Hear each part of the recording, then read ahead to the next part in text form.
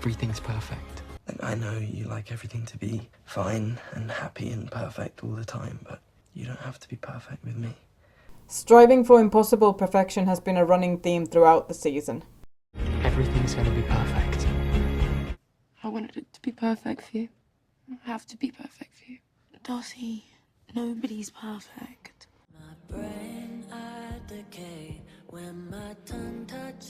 Director's assistant second unit director Sam Arbour directed this scene and some others on behalf of Eros Lynn. Quote from Alice Oseman's Instagram.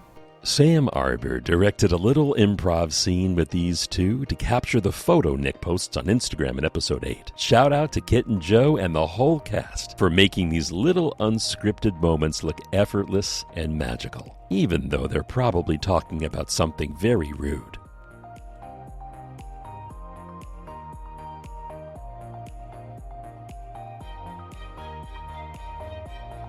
Many people ask for these as well, but Alice doesn't have them. Quote from director Eros Lynn. Nick hadn't imagined confronting his father, not just about his sexuality, but about not being a very good father. But I think it arms him with greater confidence and a greater sense of his own self. So, at the beginning of episode 8, he's ready to face the world. He's ready to take on the voices that are on social media. Inevitably, there'll be negative voices as well as supportive voices, and I think he feels ready to go into battle and to face those criticisms. You are the best! The song Colors of You was written by Baby Queen for Heartstopper Season 1, but it was only used in the trailer. Now it finally gets a place in the finale episode of Season 2. Quote from Baby Queen, Bella Latham. To be asked to be part of a story as beautiful and culturally important as Alice Oseman's Heartstopper was unbelievable and still feels completely surreal. Colors of You is a song I wrote about one of the lead characters' journeys through the discovery and acceptance of his own sexuality. The song means a lot to me and is different to a lot of the music people have heard from me before, so I feel like I get to show a different side to myself as an artist and a writer. It was insane, you know, because they actually invited me into their sort of offices to watch the first 3 episodes, and then they were sort of like, you know, do you want to make a song for the series? And you just don't know what to expect. So it's been like a real whirlwind, because when it all came out, it was kind of like such a shock of, you know, just like how much love there is for Heartstopper and the show. There's also a Nick and Charlie version of the song.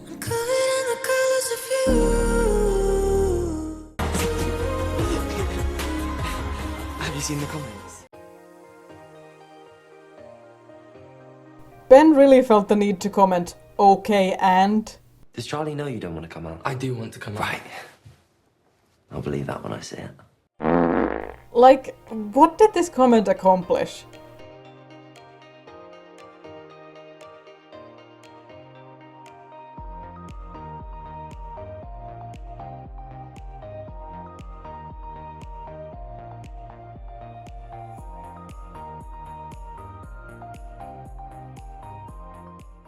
Hold on, Darcy commented, but... My phone was out of battery and I didn't have a charger. So how did she comment on this in the morning? Either this is a whoopsie from whoever was in charge of making the Instagram comments, or Darcy lied to Tara about her phone, and that would kind of undermine the moment of honesty near the end of the episode if it starts with a lie. I think it's just a mistake. I didn't even clock this myself. I saw @LuLovesHST tweet about it.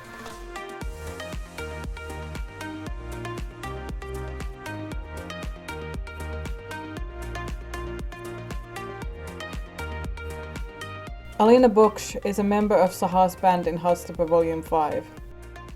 Her profile picture is an Adobe stock photo. The main cast has their Season 3 profile pictures on Instagram now, so I don't know if she will be appearing in Season 3.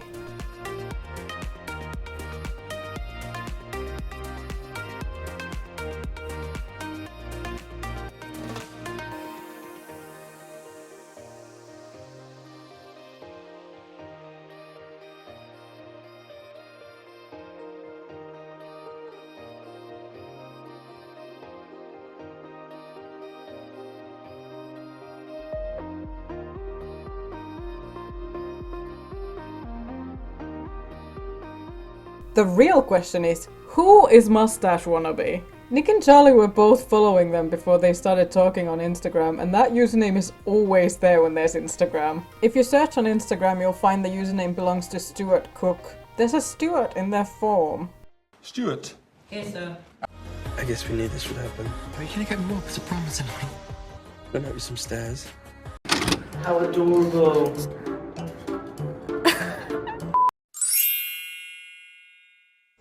You sure you want to go?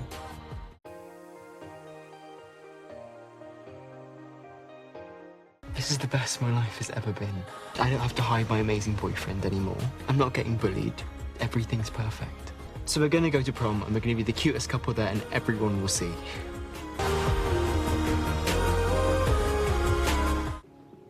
I think Nick just came out on Instagram. Set decorator Maxwell Fine's favourite set decoration things in season 2. Number 5, Elle's bedroom furniture. Our painters had so much fun painting floral motifs on everything. Aw, good for him.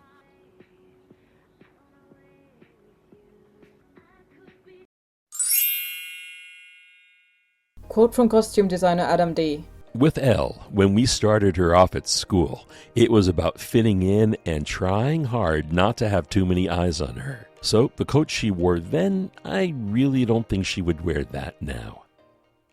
Do you want to be my girlfriend? Was that a serious question? Yes. Do you not want to? Yes! I want to be your girlfriend. Why are you being weird about it? I'm not being weird, you're being weird.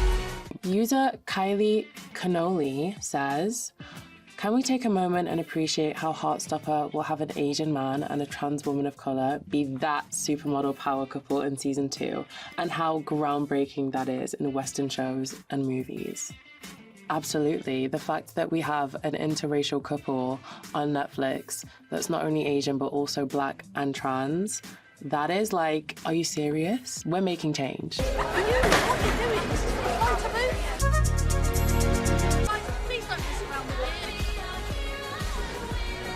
Where's Darcy? She's probably just slept in. Oh, this is a mess. I'm texting the gang of boys, we're literally not gonna have a prom.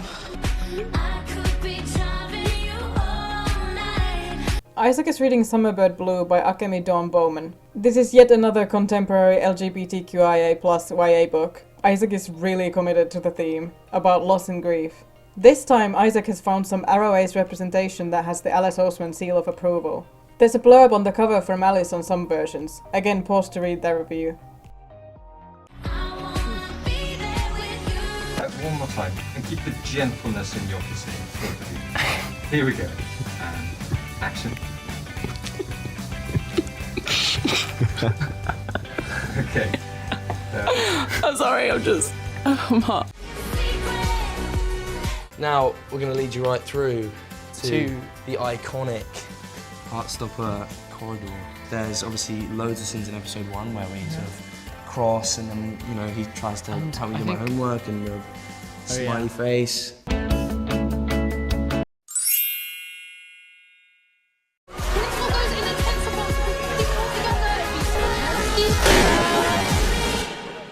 Oh God.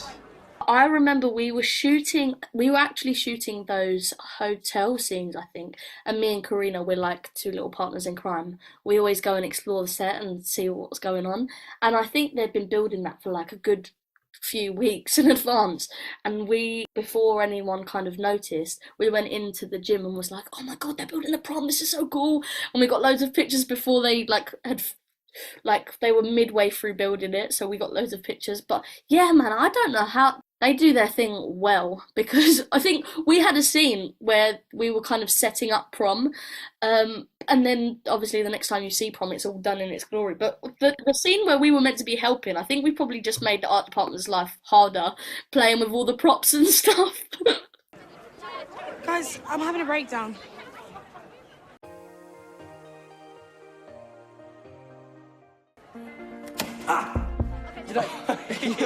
That wasn't funny. Many fans think he says, Nicholas, that wasn't funny, but I'm not sure.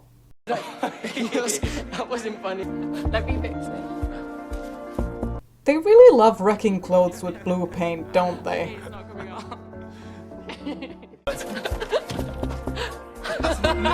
I'd be more worried about your jacket. You can wash it off your skin, but not your clothes. Which way are we going? This way? To the left a little bit.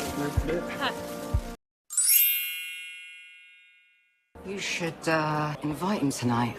No, I don't know. Just tell him we need more chaperones. Right.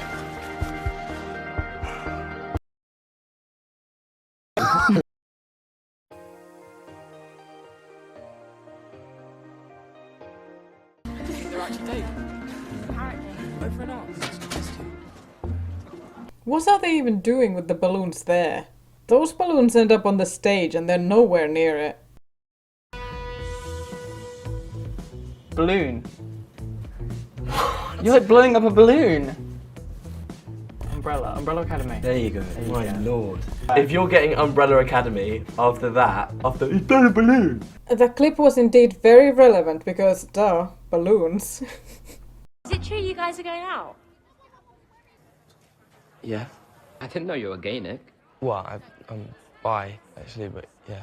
There was a vocal subset of the audience who completely missed why "I'm bi" actually has been such a running slogan for Nick this season. This scene should exemplify that perfectly. These kids who don't seem to actually know Nick are feeling entitled to know his personal business, even going so far as to say, "I didn't know you were gay," as if there was any reason they would know that. And every time people just default to Nick being gay, so he has to correct them.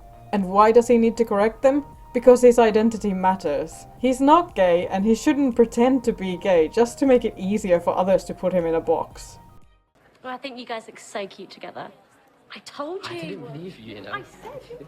That's such a weird brand of rudeness. Like, you're being outwardly supportive, but so nosy and presumptuous and just gossiping about people like they're not right there to hear you. Do you want to stop and get something to eat?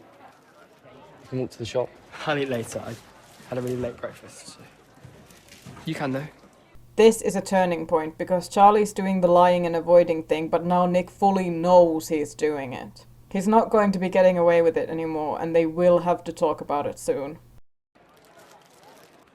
Looks good. Oh, Al did most of it. That makes sense. Cheers. Thanks. I saw your Instagram post. Yeah. And the comments. They're all idiots for assuming you're straight. And I'm including myself in that statement. Thanks. Quote from Kit Connor.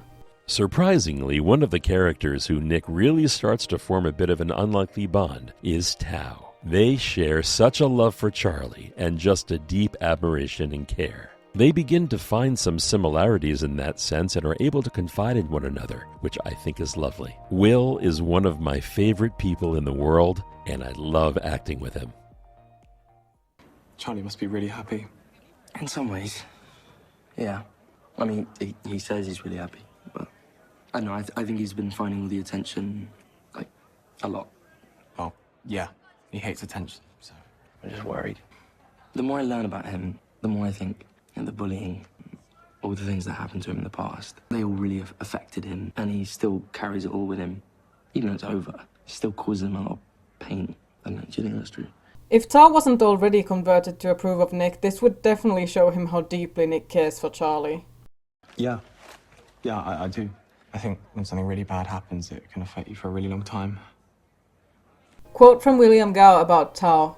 He's got all of his barriers up in season 1. He's this frantic dog that's defensive and kind of all over the place. But in season 2, he speaks about how loss and grief has affected him in his family life and how it's influenced his actions. My dad died when I was 12 and... Mind you, he's 15, so only 3 years ago. You know, I think a lot of the reason I get so freaked out about losing my friends and losing Al is because losing him was just like... Yeah. One of my favourite scenes, again, is a scene that I did with Mr. William Gao, where the two of us are sat just before the prom. We've just been working very hard to make the prom as good as it can possibly be. And it's a really sort of vulnerable, emotional scene between the two of them who are kind of starting to create this friendship. I didn't know about your dad. No, don't be weird about it. I'll try. Good. You know the bullying? You know how bad it was, don't you? I mean, I had some stuff, but yeah, Charlie never really talked to me about it. Me neither.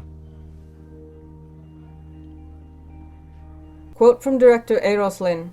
Charlie hates being the center of attention, and Nick tunes into that in that moment and wants to know Tao's understanding of why Charlie bottles things up and takes things on his own shoulders. And to our surprise, Tao says, "You know what? He's never really opened up to me about how badly he was bullied." I think Nick is completely shocked in that moment that Charlie doesn't even confide his secret heart with his oldest best friend.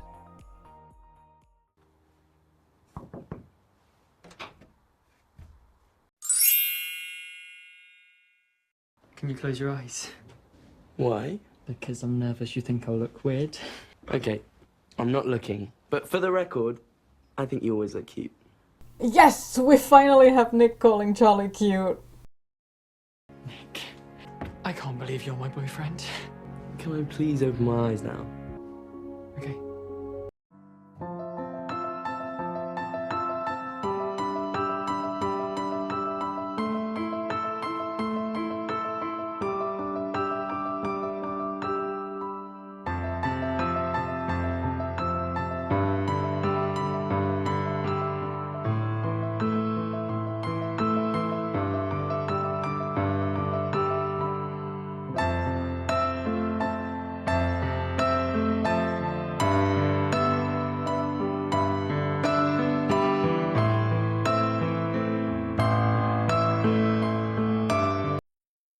Let's pull out our prom outfits. So these are our prom suits. I love that shirt. Talk about yours first, Joe. Okay, so we have the shirt, which I genuinely have bed sheets that are exactly this, like with the flex, but I love it. The shirt with the blue. Someone said it looked a bit like Doctor Who, but I thought it was quite cool. Matt Smith, definitely. Matt Smith, Doctor Who, with the blue, and they go quite well together, which is quite cute. It's nice that Nick's wearing this sort of green. As you can tell, he's wearing a lot of green this season, which is nice. I like a bit of green. But it's quite a nice sort of pale green. I love this kind of tie. It's just, I'm just, you know, really lucked out in terms of my prom outfit. Okay. Arcade donut sighting. Does it look bad? No, you look so good. You look so good. Shut up. How about we don't go to prom and just stay here instead? No, we have to go. Everyone's expecting us to go together now. Yeah. And a big public appearance as a couple, that's definitely what we want. Do you have a cringe so much in your life? Okay. Just enjoy it, Joe. I'm enjoying it. I'm enjoying being this close to you. Full cheese. On a scale of 1 to cheese, you are cheese. And cue the bubble machine. What? I wasn't told about a bubble machine. Okay. And cut. Okay. It's so funny how Joe was cringing at that, and meanwhile this is just Joe and Kit as themselves.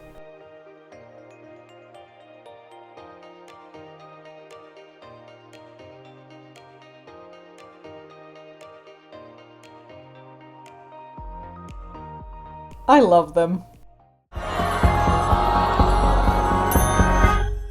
Yeah. Director's assistant, second unit director Sam Arbour directed this scene and some others on behalf of Eros Lin.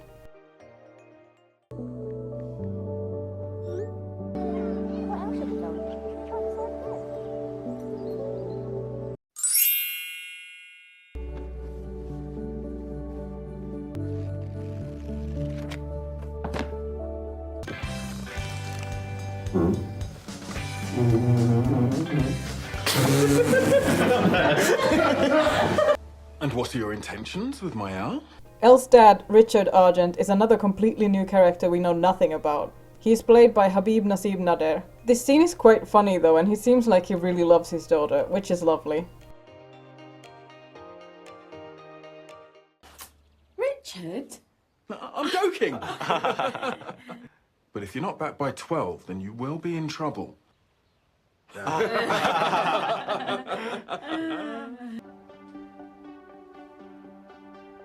Hello. Quote from Yasmin Finney. They basically asked me what my dream prom dress would be, and I said I'd love it to be backless and have gorgeous sequins. It was more of a collaborative thing. When I went to prom, my dress was just a plain black dress, so it's nothing compared to Elle's. Quote from costume designer Adam D. Again with prom, it was a dress inspired by Halston, this fashion designer from the 70s, who had an amazing play with fabric. It was an ode to the whole Studio 54 era, and it just felt like that would be a time that Elle would be interested in. Maybe she found the dress and decided to alter it to be more her.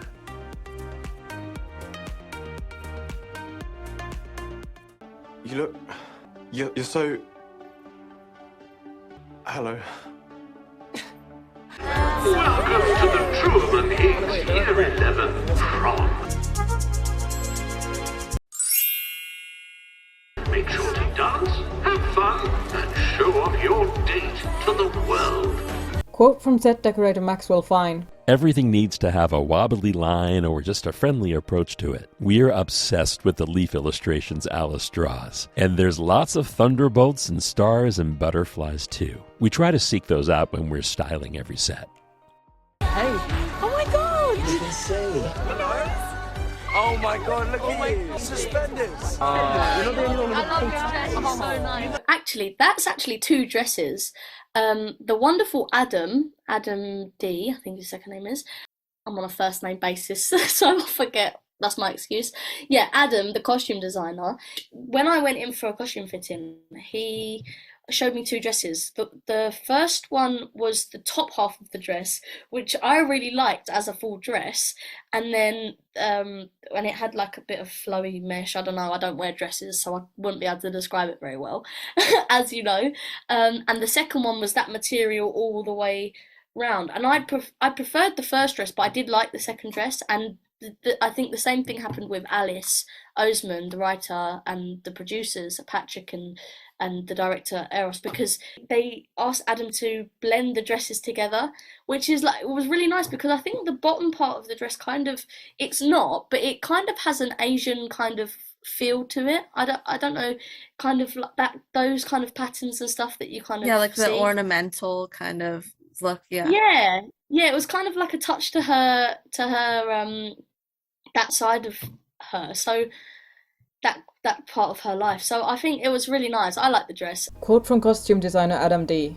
Even with Isaac, a lot of his style was something that Toby Donovan, Alice Oseman, and I worked on together. His clothing definitely gets bolder as he becomes more sure of himself. We see this towards the end with his prom outfit. It's not the standard off-the-shelf look that regular lads might wear, but it's something Isaac really loves and is happy with. Do you play guitar? Yeah, I'm playing guitar. So for season 2, I did get a guitar teacher called Steve, who is great. And I did manage to do the solo for The Cure, and every now and then, so my granddad bought me a little guitar-lele for Christmas, which was just after we finished shooting, and he was like, because you might get used to playing guitar. So every now and then I'll like play the solo on my guitar-lele, which is like a tiny little version of a guitar. But yeah, so like Steve was great, and he did teach me how to play the song, but I'm just not, if I had more time, I'm not gonna say I'm like an expert, and I probably don't look like an expert in the show, but I tried my best. And for season 3 as well, I've got the lovely Steve back for some guitar lessons. So yeah, I'm trying, but I don't think I'll be like the greats. Do you know what I mean? It won't be nothing on Eddie from Stranger Things. She's referring to Joseph Quinn learning Metallica's Master of the Puppets on guitar for his role as Eddie Munson in Stranger Things Season 4. Where's Darcy? Oh, she's running late. Let's just go inside. Well, are you sure we can wait for her? No, she'll show up in a bit.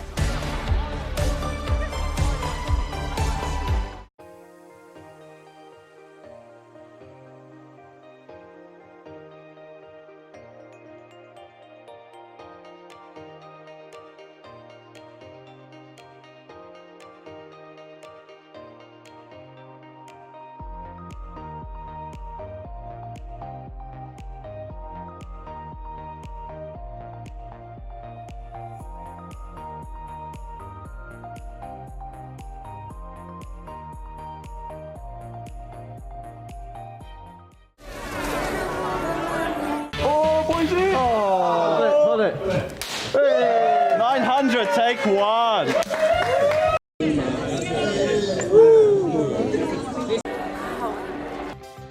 We're walking into the assembly hall / prom. It's really, really exciting. Yeah. Firstly, let's show you these. This is all the lovely this little food cake that was for display. prom.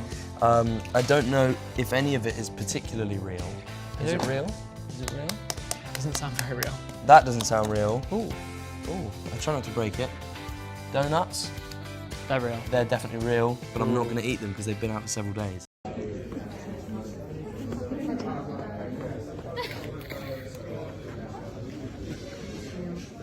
my god, it's stunning. I'm gonna have a look around for Darcy. Okay. Prom was fun as well. Mainly for me, it's like I wouldn't know.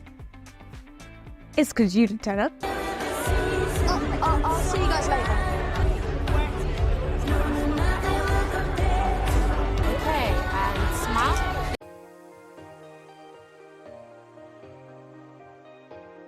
We use this room quite a lot this year. We have the parents' evening is here, the Paris meeting's here, and then prom is here as well. But last year, it was used as the studio for Charlie and Nick's bedrooms. They built them in this room rather than having to outsource into a different studio. Exactly, yeah. It was really, really fun to shoot the prom, the prom scenes. We spent a couple days shooting them. Yeah.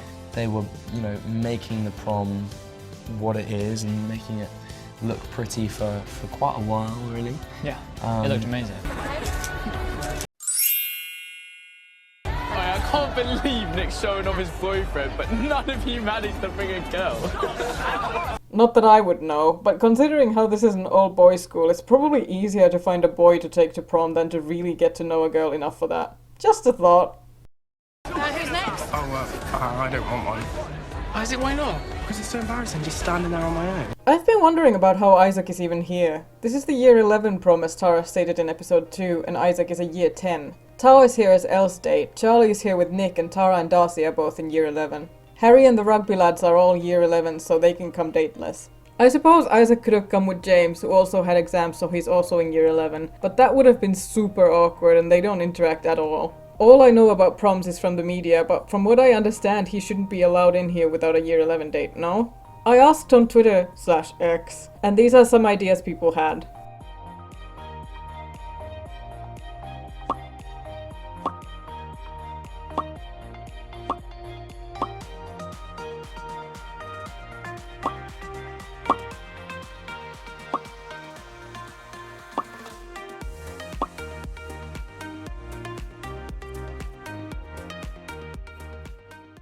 Right, Colin, the four of us are getting our room first.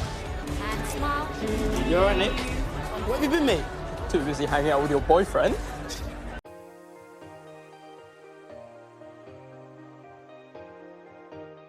Sorry if we made you feel weird about telling us. Can't believe Nick's the first out of us in a relationship. Yeah, man. As if Nick wasn't the only one of you girls were interested in, and the only person whose potential relationships you were all weirdly obsessed with the whole time. He's gonna have his pick of two girls. Who's the other girl? Imogen, obviously. Everybody knows she fancies her. Didn't you have some childhood romance thing with her? Nick's got a thing with Imogen now, anyway. No, I don't. He has two proper fit girls trying to get with him, and he's not even bothered. I could easily have a girlfriend any day now. Yeah? Is Tara Jones single? He's gay. Everyone knows this. Come on, man. We've missed you, mate. Yeah. I miss you too. I'll see you guys later. In a bit, mate.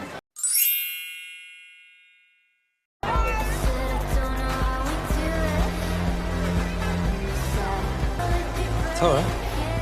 What's wrong? What's happened? I don't think she's coming. Why not? I know something's wrong, but she never wants to talk about it. How do you talk to someone about something that they don't want to talk about? They are both going to tackle this problem tonight. Tara wants Darcy to open up about her problems at home, and Nick wants Charlie to open up about the bullying. They both succeed later at Nick's house. In a way, this was kind of a pep talk for both of them. Maybe you just have to try, even if it doesn't work.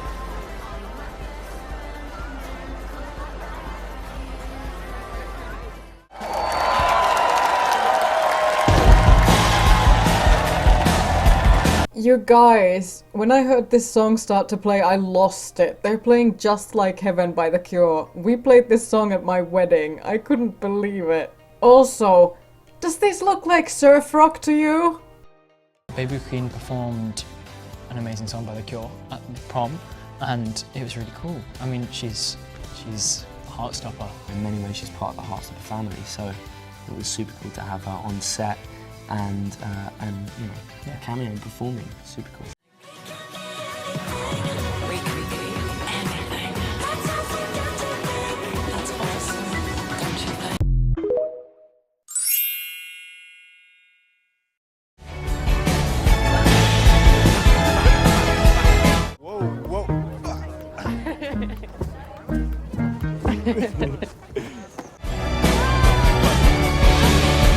Elle had this incredible dress made by our costume team, which is really cool. Because when we were shooting the prom scenes, there were lots of kind of UV lights, kind of, you know, lots of neons everywhere. Yeah. So these really popped, and it was yeah, really cool to watch. For the iconic Ellen Tao dance.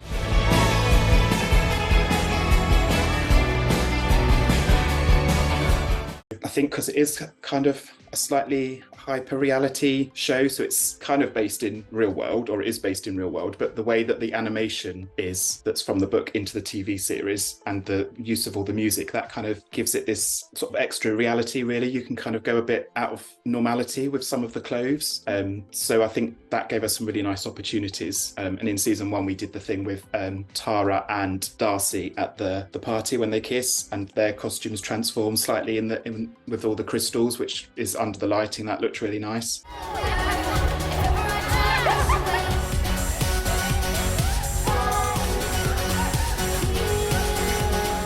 That was fun to do. And then we wanted to do something similarly transformative in season 2. So we did that in the prom with Tao and Elle. So we built little elements into her dress, and Tao's suit that went under the UV lighting would kind of change, transform, and we had the little hearts show up on Tao's blazer. So I think that was really fun. That was really nice to do. Nice to have those creative challenges, I think.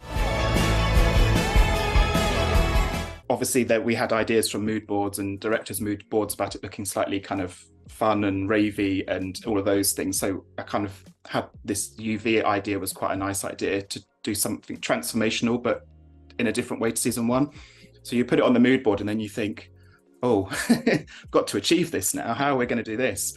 But the DOP was so lovely and really excited by the idea and trying to make that work. So we were able to camera test it really early on, because we had to establish those outfits quite early in the season when we did the exterior scenes. And then we didn't actually revisit the prom until the end of the schedule. Right. So we then had that time to kind of play around with the paint effect, but you couldn't go back on what you'd set up for the continuity of those outfits way at the beginning of filming. So there was quite a lot of pressure on that to get it right. But again, then once we got nearer to the prom, we did further camera testing and lighting testing. So yeah, it was a joint effort on a lot of departments. And then obviously makeup put in the extra hearts and things. So we camera tested that as well. So yeah, it was really a lot of work from a lot of departments.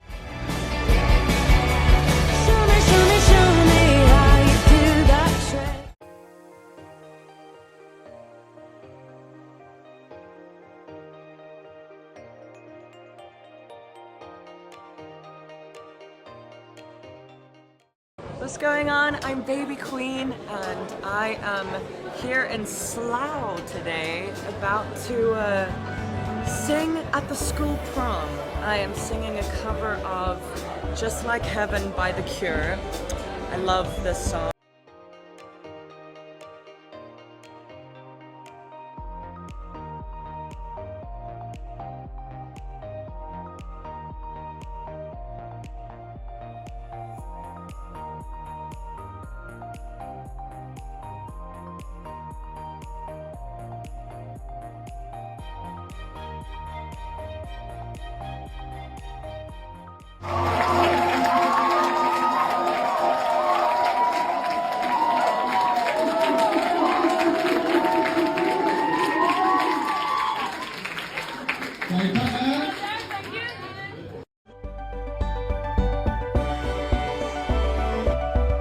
So this is Tao and Elle's final scene together. It's very emotional. It's been a long journey. And we have a dance which is really sweet to end off like our arc for the season.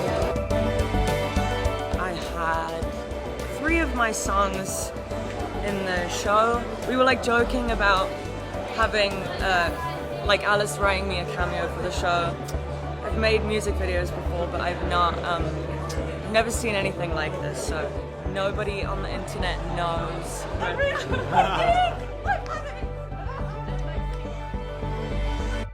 This is Baby Queen's dress. But guess what Baby Queen is actually singing for Sahar's band. Well, it's not Baby Queen's band, Sahar's band. Thank you guys, keep working hard as usual. I'll bring you some more donuts soon.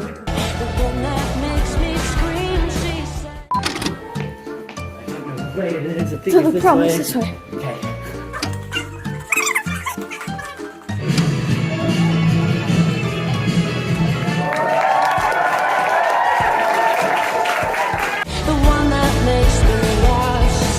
So obviously once I got cast in Heartstopper, I kind of did my research a bit more and I was like, oh, Baby Queen, looking at all the songs, and I was like, that's really cool. And then I found out that Baby Queen was doing a cover of The Cure, Just Like Heaven, and so obviously I had to learn the song, so they sent it to me and I was like listening to it for months, and then when we did the scenes, it was really fun. Bella's so cool, so down to earth, and we had a lot of fun like rocking it out on stage, and I'd forgot the guitar notes like last minute, of course, due to nerves, and she was helping me, and it was like really fun. We got a few pictures. I think maybe Alice posted a picture of us behind the scenes, which was really fun.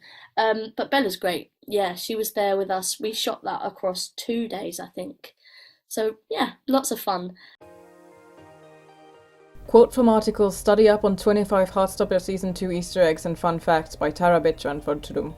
The costume department made Baby Queen's outfit before meeting her. Baby Queen has become the sound of Heartstopper, said Alice Oseman, with so many of her songs like Colors of You featured in Season 1. So it was inevitable that the artist would headline the prom in Season 2. And since Sahar appears in her band, Layla Khan took guitar lessons to prepare. But when it came time to design her outfit, the costume team had just her music and her measurements to go off of. Luckily, the punky teenager outfit they devised was a good fit. It's a bit adjustable, but I think she's game for anything as long as it looks like anything that she wears in her styling. It's quite cool, said costume designer Adam D.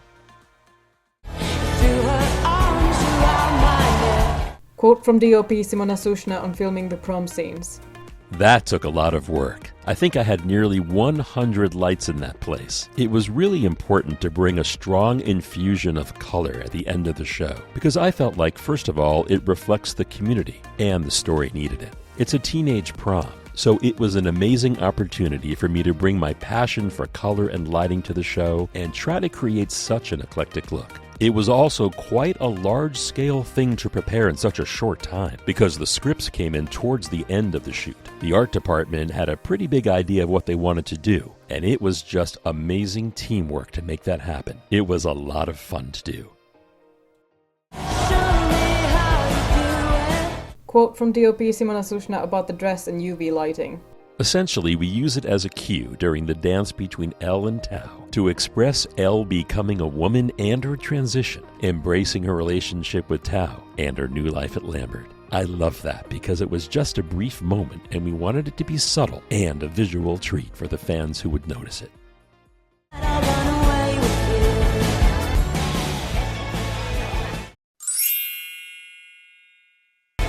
I'm gonna go to Lambert. I know.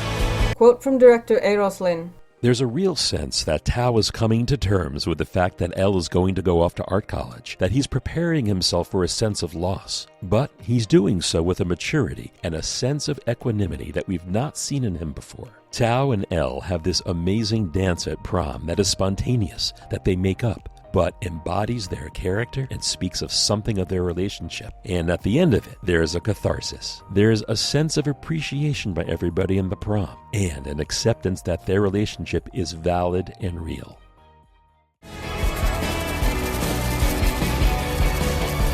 Quote from director Eros Lin. By the end of Season 2, I think Tao's grown up, and we get a sense of them both being in a really good place with one another. He's not paranoid that she's going to go away and leave him, although I'm sure that that feeling will never stop for Tao. I've got great hopes for them both.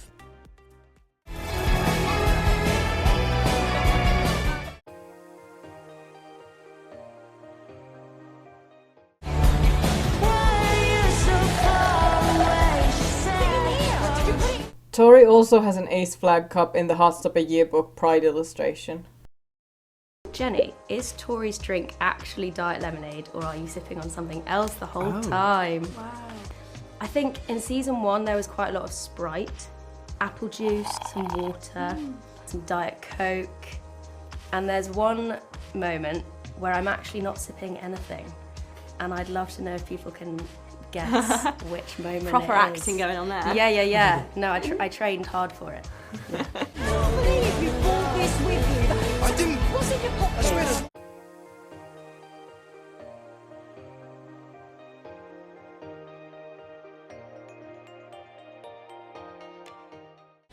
Nathan? Yusuf, you came. Said you needed more chaperones. You know, that night in Paris, Pretty stupid thing for us to do. This scene is essentially a reimagining of the Teachers mini-comic.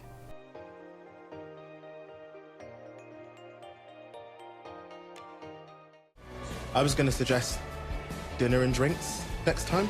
Quote from executive producer Patrick Walters. We will 100% see more of Mr. Farouk and Mr. Ajayi in Season 3. I would say that those two are a perfect couple, and there's going to be lots of very funny odd couple chemistry with the two of them. Next time.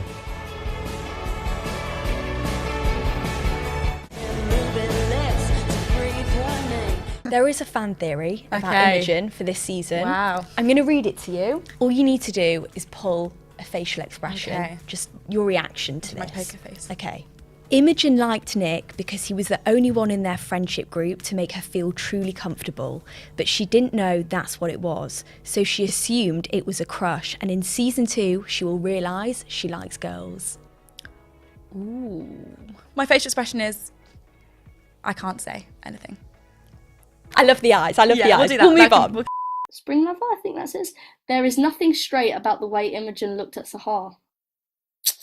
I don't know. Yeah, I think these moments feel important when you're doing them, because it feels important when you're doing it because of the lighting and the certain angles that you do and the direction you're given and stuff. So they definitely feel important when you make them. And then when you rewatch it, you're like, wow, they did a freaking brilliant job editing and grading and all of that. So I'd listened to that song for so long. I think we had like 8 or 9 weeks to prepare the guitar for that, and then obviously I heard it for constantly for 2 days on the trot playing it, and then it had been stuck in my head for like 8 months, and then just as I finally got the song out of my head, the show come out, and so now all I hear in my head constantly is I think Rhea actually texted me earlier and she was like, I'm in a shop or something and I'm hearing the Cure song and she said it to me. I was like, this song is never gonna get out of my head, but it's great. I love it. I actually listened to it in the car. It's on my playlist.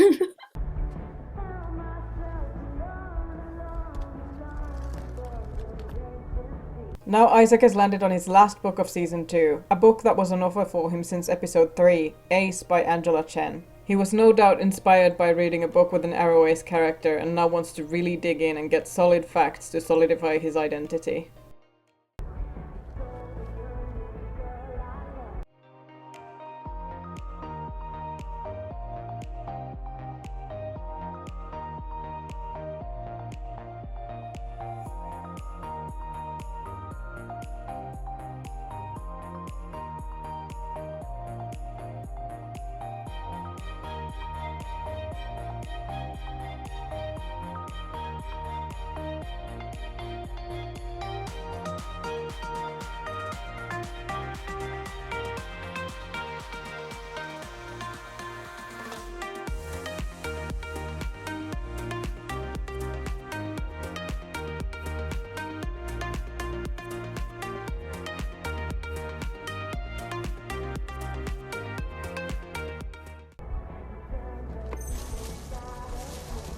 Quote from director Eros Lynn about Isaac's story. It's a tricky story to tell because for Isaac in Season 2, it is a very internal story. So how do you show that in a dramatic way? I think what we discovered with Isaac is that he discovers what he's not. We really wanted his moment of discovery in the library to feel satisfying. But also, it's not a resolution to his arc, and it doesn't give him all the answers. It's a step along his journey. We get a sense that this is not an easy realization to come to, and there's complexity to come.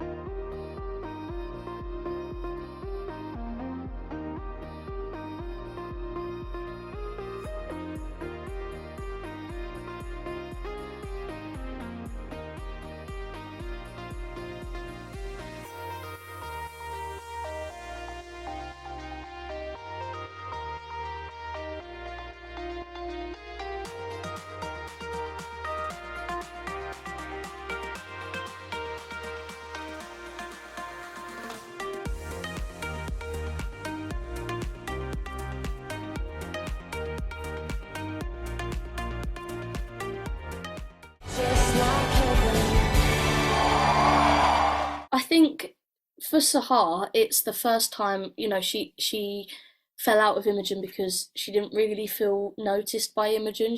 Imogen always had constant like boyfriends, and this is in Sahar's head obviously, but she kind of didn't really feel seen. So I think in that moment it's nice for Sahar, and it's like the first time she really feels noticed by Imogen. So that was definitely something I was thinking about while playing guitar and looking down at Imogen, and having that friendship come. That was like a definite moment of like, oh, they're like friends again now, because Imogen really made the effort to come and watch Sahar, and obviously that was a big thing for Imogen because they hadn't talked for a while, and then it was a big thing for Sahar because she's first time in a while she probably felt really noticed by her friend.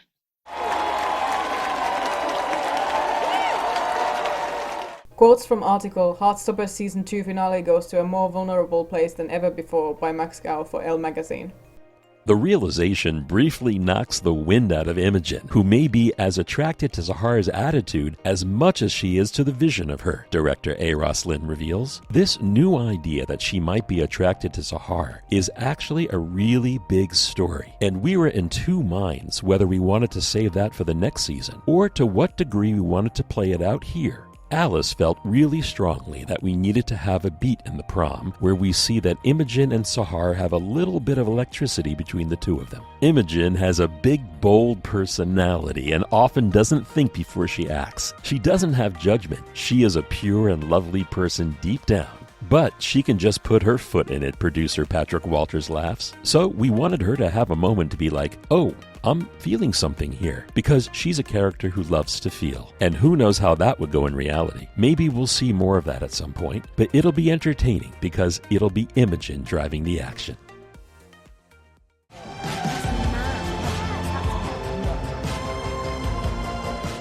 Baby Queen actually wrote this song, All the Things, for Tao and Elle.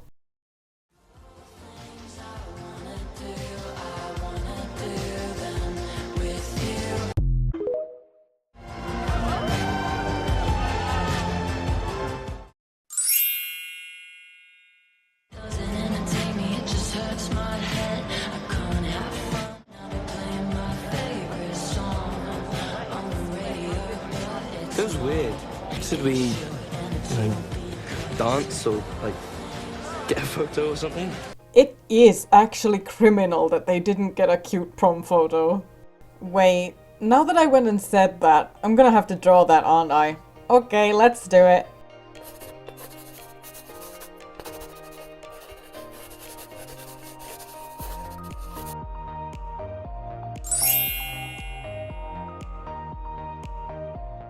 Can you dance? Oh no, not at all. No. Me neither. I want to be in movies, I just can't dance.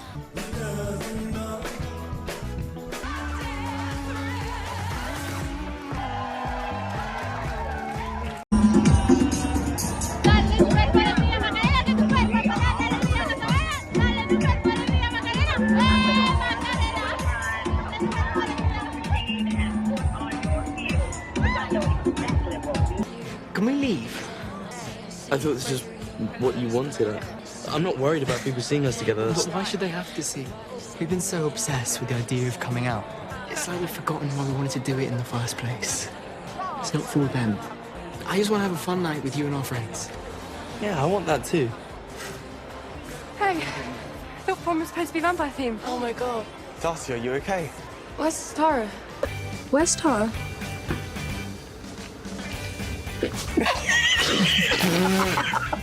She went to find you.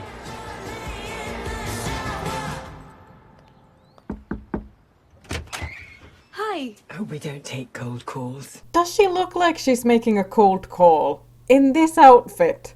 Get real. Wait, I'm Darcy's friend. Let's go, pals. She said she was coming to our school prom tonight, but she didn't show up. And she hasn't been replying to my messages. Is she okay? And how would I know that? Do you know where she is? She had another one of her tantrums last night. Over an outfit, can you believe? Your own mother can't tell you the truth about an outfit. Who can? She looked like a lesbian. If you would like something healing to soothe that ouchie, here's some footage of Rachel Sterling, who plays Darcy's mom, smooching a very pretty lady in 2002's BBC miniseries Tipping the Velvet, based on the great book by Sarah Waters of the same name. The 3-episode miniseries is an alright adaptation and it's all on YouTube. I put episode 1 in the sources playlist. Be warned though, it's got lots of adult stuff in it, not all sweet and wholesome. She'll realise she was in the wrong, but she'll come straight back. Okay. If I find her, I'll ask her to let you know she's okay. Thanks then. Bye. It is notable she's not even slightly concerned where Darcy is or if she's okay.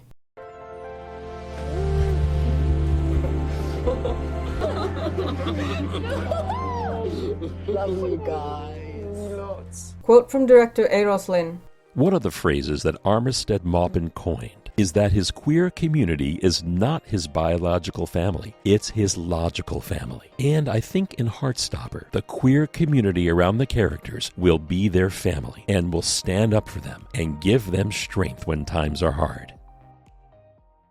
Oh my god, look, Tiny Nick was so cute. Where did you sleep? I went to the park. It was fine. Nobody was there. Why didn't you text me? My phone was out of battery and I didn't have a charger. Why didn't you walk to my house? Because I didn't want you to know. I like my scene with you after prom. That's my favourite scene. Oh, yeah. Do you remember when we got locked in the music room the second time? The first time was in the practice room mini-comic in the back of volume 2. The second time was season 1, episode 6. You told me that you didn't feel as confident about being a lesbian as I did. And I wanted to be that person for you to help you through your journey. But you are that person. At school? Maybe. I'm not even out to my own parents. I don't think I ever will be. As sad as that is, I do appreciate that being represented on this show as well. Not everyone gets or wants that coming out moment with their parents. You don't have to do it, especially if it'll only make things worse and invite people who don't deserve it into your most intimate business. I'm the same. I'm more comfortable in the closet with family. It's not owed to parents to know their kids if they don't deserve their trust. I hide who I am when I'm at home. I'm not confident. Do you know what I was initially when we first read it?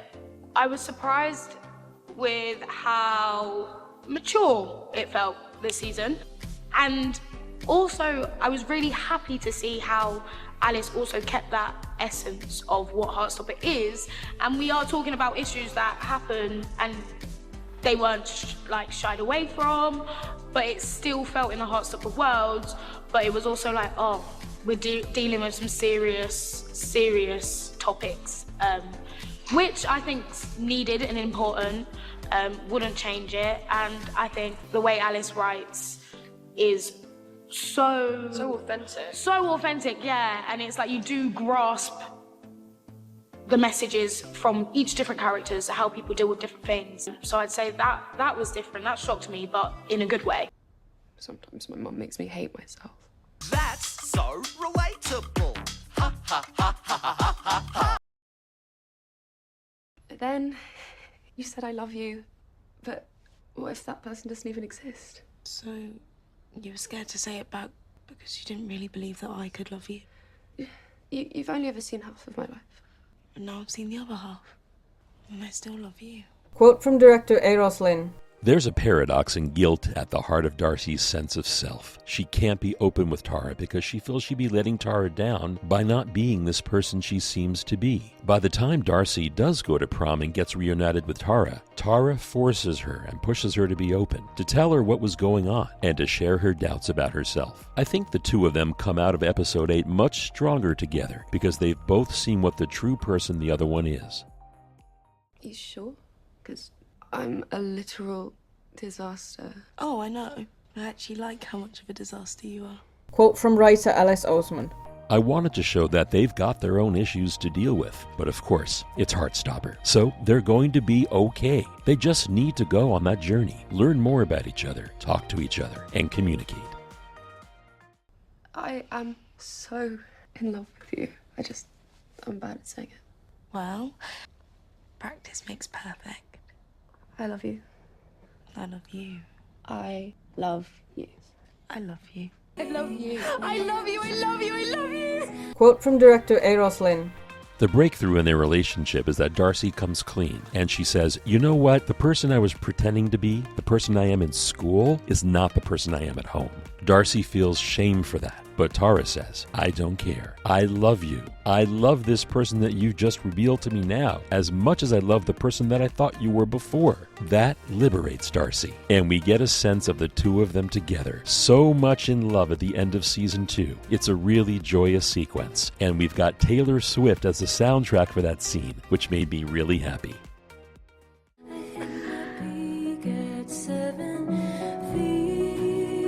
Quote from Big Swiftie executive producer Patrick Walters about the song 7. Lyrically, it's not a complete perfect match with Darcy's storyline, but there's just something about some of the lyrics that made us associate it with Tara and Darcy. We had this beautiful montage after that Tara and Darcy scene of all of the friendship group having the time of their lives away from prom, just being who they are with each other, with no sense of judgment or the world looking in. The song went over that in the most beautiful way. So once we saw that, we were like, oh my God, we need Taylor Swift to let us have this song. More from the same article. After clearing the rights to the folklore poster, the creative team sent clips and wrote letters, in which they reiterated the importance of 7 to the show, to Swift's team, Patrick Walters. I have to say, her team was so receptive to it. I don't have any proof of this, but I feel like they're Heartstopper fans. Whereas with some artists that I won't name made it tough and we couldn't get them in the show, Taylor Swift really came through for us. While Patrick is the resident Swiftie on the Heartstopper team, 7 was Alice's idea. She posted this Instagram story in August 2022.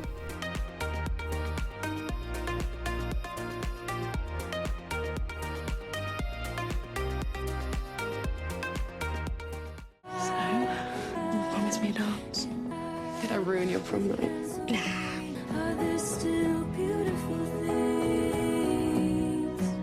You guys okay? Yes, I'm so too.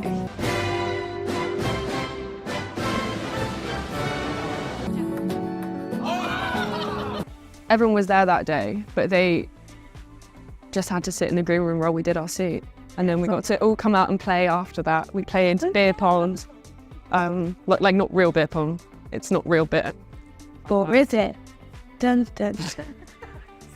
No, it's not. And played like, it was very improvisational, but it was all of us just being our friends, but as our characters. It was fun.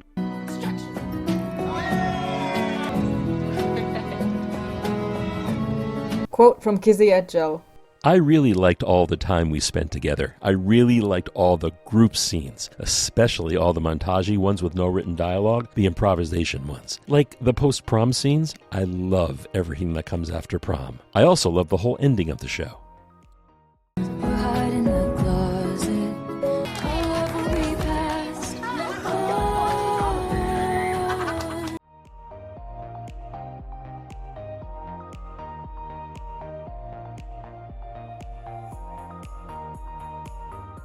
And yet again, the audio description for the visually impaired is just completely wrong here. Charlie tries but falls on his side. Now he sits on the couch and kisses Nick. What is it with the people writing the audio description just not knowing who anyone is? That is so obviously Tao, not Charlie. Many fans are excited about this kiss being improvised, but they specifically don't improvise kissing scenes, and intimacy coordinator David Thackeray is always scheduled to be on set when there is one to keep everyone safe and comfortable. Improvisation also doesn't mean there is no direction or that the actors just come up with every action they do on the spot. There's no way this kiss wasn't planned and choreographed like all the others. Doesn't make it any less magical.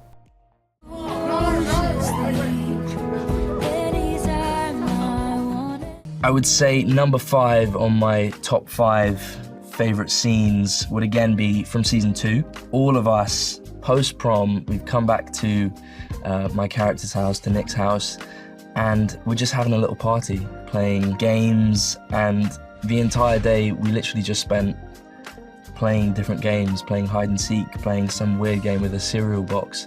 Yeah, it was just a lot of fun. And also just watching it back, it's a really beautiful scene of just people who love each other and love each other's company, hanging out. As a cast, we are constantly pranking each other, constantly taking embarrassing pictures of each other, sending them to the group chat, which is always just the best thing ever.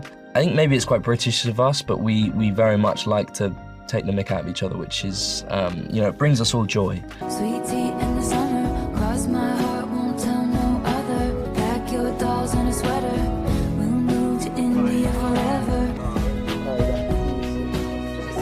That's definitely a Kit thing if he actually says that. I saw it in this tweet, didn't notice it myself. Kit likes to call his friends darling. There were 2 audio clips of him doing that to Joe at DreamItCon, but I won't put them here because there was drama about them because people weren't supposed to film, etc. If you want to find them, search Kit Sorry Darling and Kit I Was Joking Darling on Twitter or X.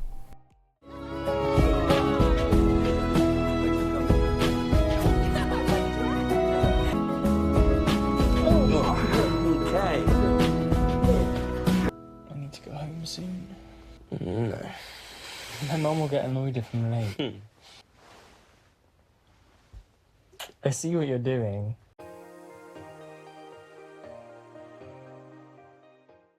My plan's been foiled. You got so many rugby trophies. That one's from summer camp. I think I had a crush on the instructor. Oh my god. Yeah, I didn't realise it at the time, but looking back now, I was obsessed with him. So I tried really, really hard. This is slightly different to how Nick answers a question about whether he ever had a boy crush before Charlie in the Heartstopper Q&A 2018.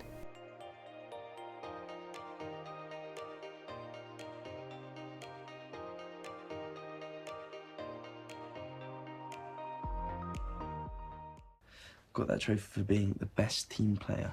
That is so adorable.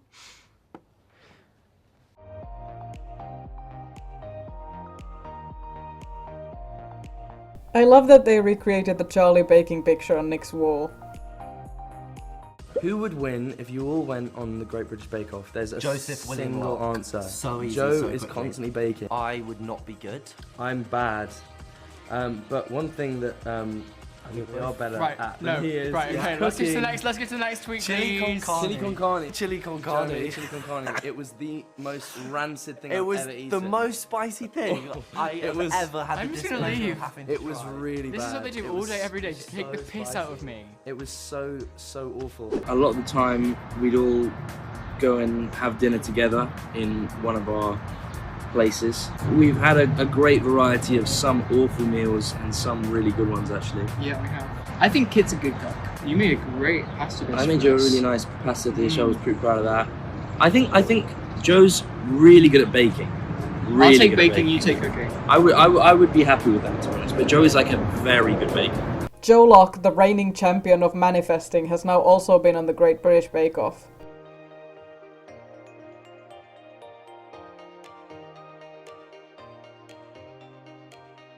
Seems like we'll also be seeing the cast baking for season 3 promo. Now your turn. What? Tell me something. Like what? You never told me about the bullying. We didn't need to talk about that. Everything's fine now. Is everything fine? No. And I know you like everything to be fine and happy and perfect all the time, but you don't have to be perfect with me. Charlie, we said we tell each other things. My first favourite scene is the season 2 finale scene. I think it's a very beautiful, moving moment where like Nick and Charlie's relationship's matured, they're like have open, healthy dialogue, which is great, and they are showing a lot of care and love for each other, which was a really cathartic scene, I think, to film. I think it's important to have open conversations about things that are bothering you and things that you're dealing with. After you told me about your eating thing. I've seen some people disapproving of him not calling it an eating disorder here, but I think it makes sense Nick's hesitant to label it right now. He still doesn't know much about it, and they've only had one discussion about it.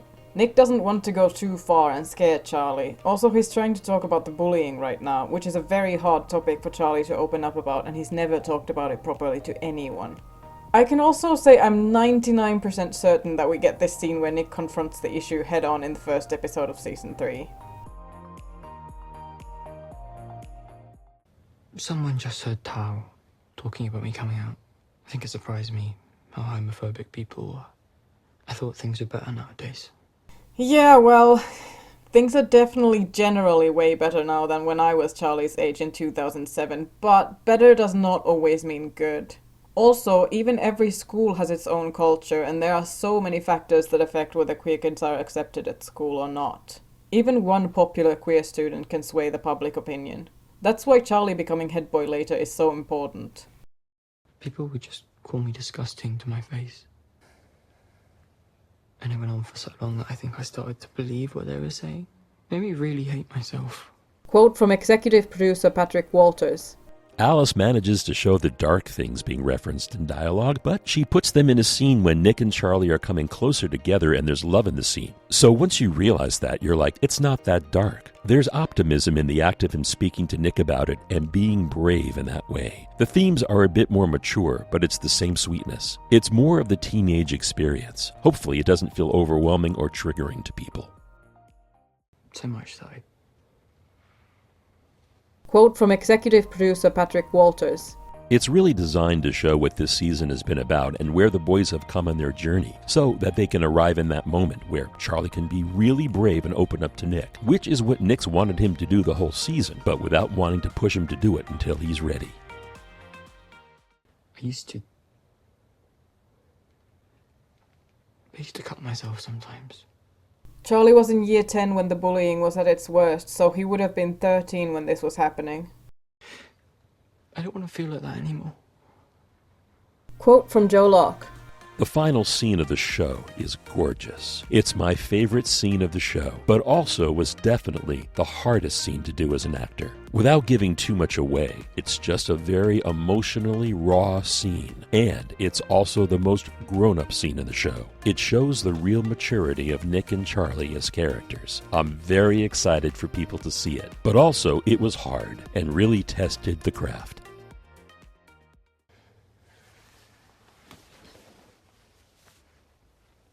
Quotes from Kit Connor on the scene. It really just hits you when you're down, I think, but also brings you right back at the end. With that scene with my relationship with Joe, who I love dearly, we've shared so many experiences that have made us who we are.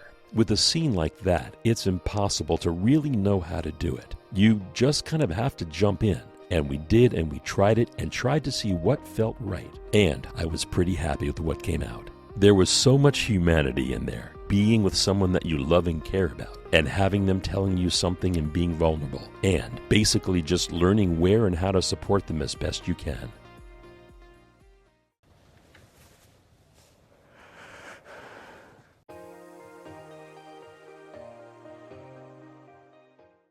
Do you still do that now? No. Quote from writer Alice Oseman. I think with my story consultant Lauren and the wonderful Patrick Walters, we decided quite early on to move that particular scene to the end of the season. In the comics, it actually comes before the Paris trip, but it felt like it would benefit so much more from us seeing a whole 8 episodes of Charlie growing closer with Nick, Nick learning more about Charlie, and Charlie reaching the point where he's able to lower his guard and truly share how he feels. It also really nicely sets up the themes and topics that will be the driving force of Season 3. Quote from article Alice Oseman couldn't wait to bring 2 Heartstopper comic panels to life by Ariana Romero for Tudum. We felt like it needed to be later because we wanted to show the journey of Charlie slowly feeling like he can open up to Nick about this really serious thing that has happened to him, Oseman said. In the series, Nick spends all of season 2 starting to realize there is something that Charlie just doesn't want to talk about. Yet, after 8 episodes of Charlie connecting deeply with his boyfriend, they get to a place where radical honesty feels safe. While Heartstopper scenes are usually very quick, Oseman allowed the discussion to go longer than usual. It gives Charlie the time to feel like he can finally share, they added. The general tone of the scene in the comic is not as heavy as what we see on the show, but there's also this interesting difference in Charlie's response to Nick's question.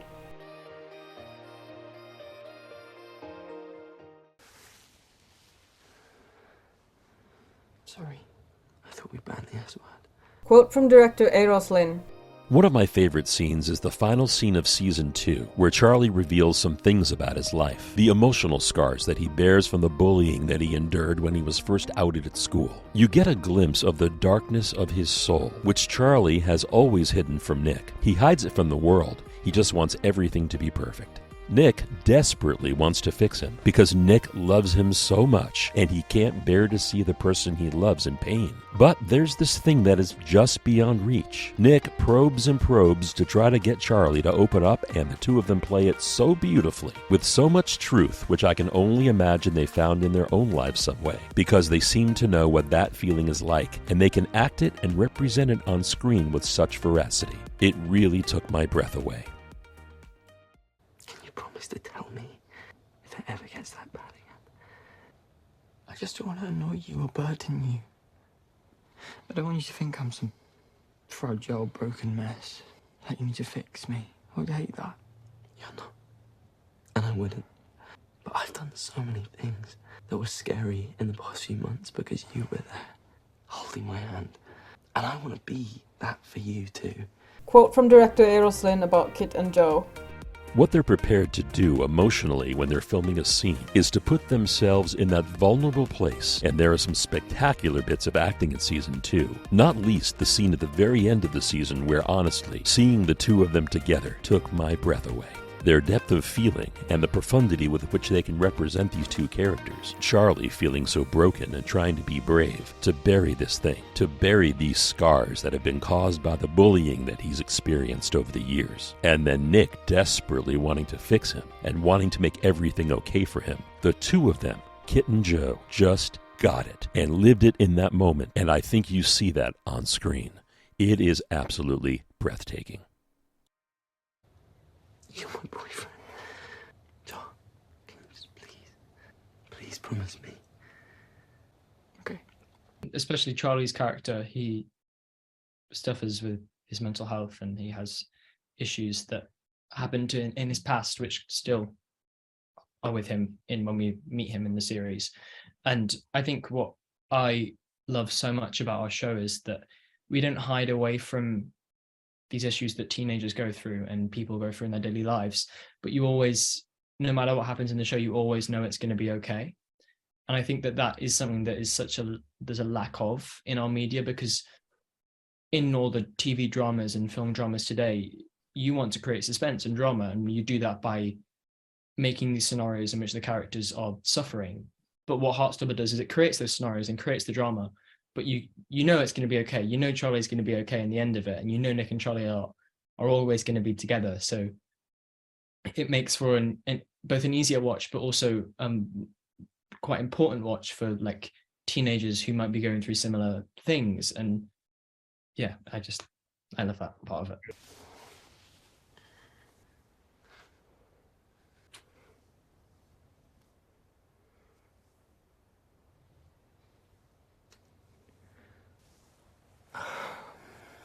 I love your hair so much. Canonically, the first thing Nick noticed about Charlie. And also his favourite feature of Charlie's, along with the dimples, which Joe does also have, by the way, just not as prominent.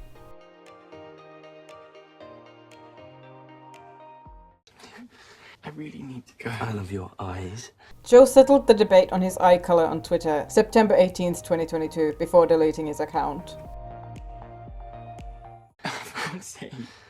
I love.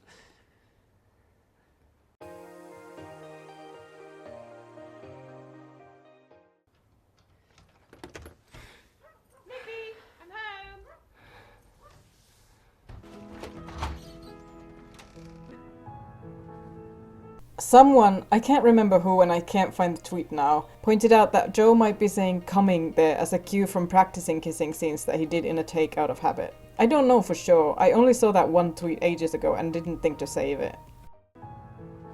I don't know.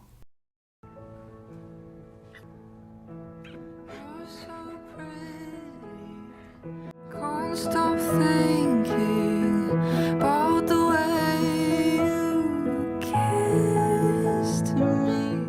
Wager project because it was a project for us musically, and Wager because Because I think we inspire each other in a lot of ways, and we learn from each other. Although I'm a protective older brother, I'd like to say.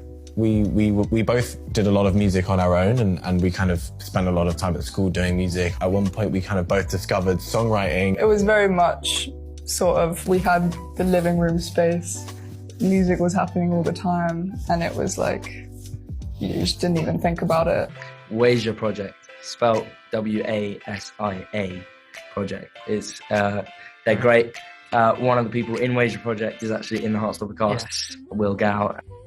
Wasia Project is like a bit of mix of kind of jazz and like Billie Eilish almost. You kind of got a mix of a lot of different things. It's really cool, and his music's great. And I literally, not even because we know him, I have his songs on repeat. So do I. So that whole band, I recommend people stream that. What's your favorite song from the soundtrack? I was gonna say Wager Project, but not the soundtrack yet. Wager Project We need to. Season 2! Yes! Wager Project in Season 2. Let's campaign for that. I believe that. Quote from William Gow. I feel very blessed. It's just beautiful how everyone's been with open ears and open hearts with the other sides of my life. And music's such a big part of my life.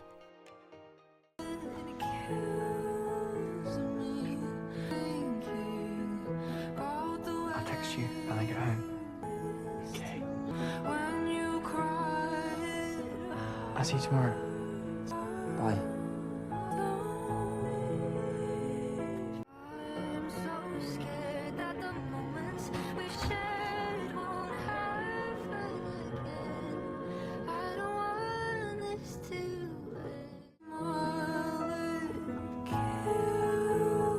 Whoops! Date discrepancy. The art exhibition was yesterday, so it should be July 9th since it's past midnight. When you smile, it kills me. You're the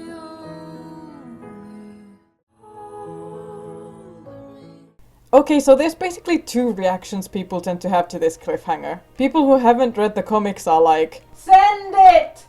And people who have read them are like, no, don't send it! Because they want the I love you scene from the comic.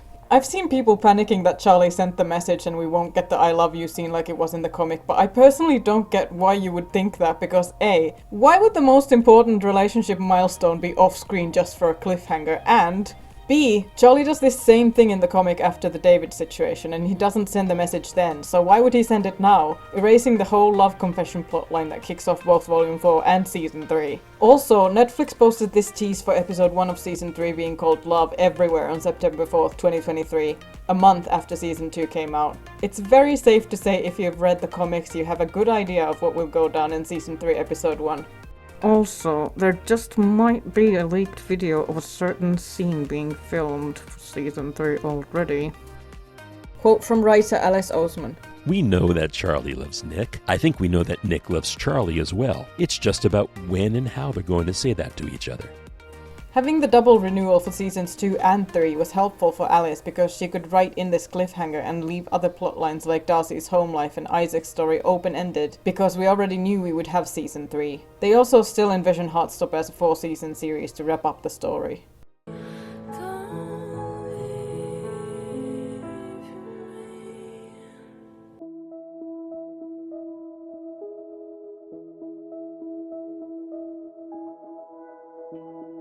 I just care about Heartstopper so much. Like, it was my passion project when I started, and it still is. Like, it's so important to me that it's always something that I love, and it never kind of gets taken and twisted into something that I hate, which I feel like is always a danger when authors do book adaptations. It's always a risk.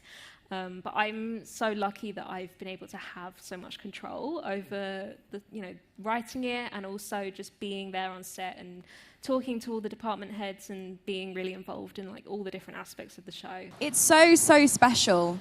I feel very proud to be a part of the show.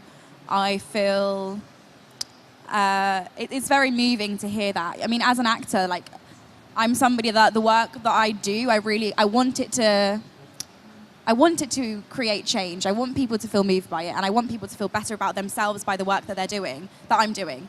I think there's a massive responsibility that the media, and I mean that in terms of social media, I mean that in terms of news, I mean that in terms of film and TV and theatre, that media have, and the stories we tell are so vital and they're so important. I wish I'd had Heartstopper when I was younger. I wish I'd met the cast when I was younger. Because I think those teenage years would have been much better for it.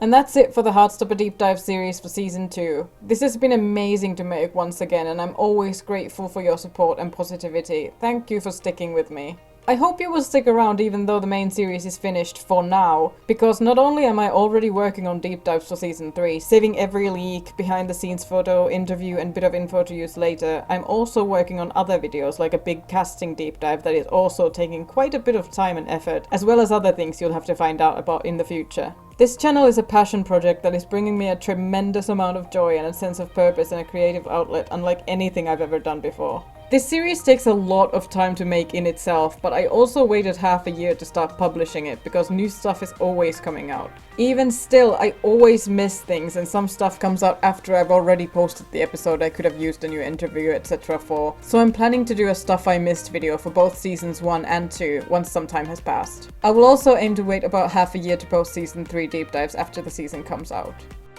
I've also started a Patreon. For the $1 tier you can have access to Google Docs of all sources, including what I have for Season 3 with a link to the unlisted sources playlist that I will publish when Season 3 comes out. And I will give updates every time I find new ones. You also get Google Drive folders with all the images I used with their sources in the titles when I know them. For the $3 tier I'm going to be making reaction/commentary videos to the full series and new trailers etc. when those come out. I will only ever show my face in Patreon videos. I'll have a link to the Patreon in all videos from now on if you're interested in that.